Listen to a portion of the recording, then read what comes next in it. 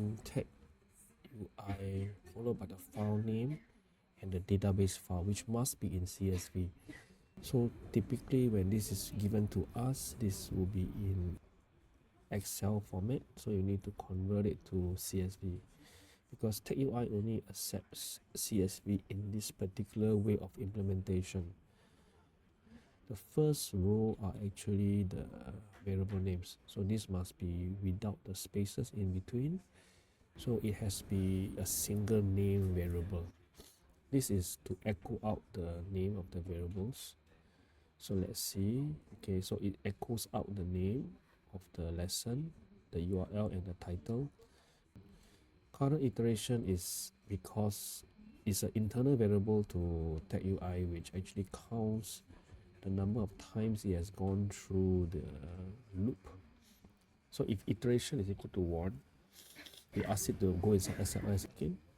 Other than that, it will visit the URL of each database URL, and this is the way to make TagUI understand that this is to be visited as a HTTPS // by doing a substring deletion. Let me try to remove the substring 8.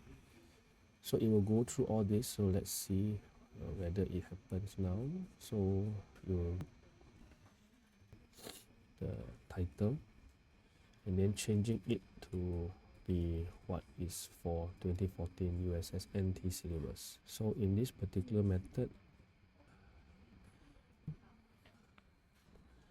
pop-up cover is the title here, so any string that is in the URL, it will activate the TagUI here.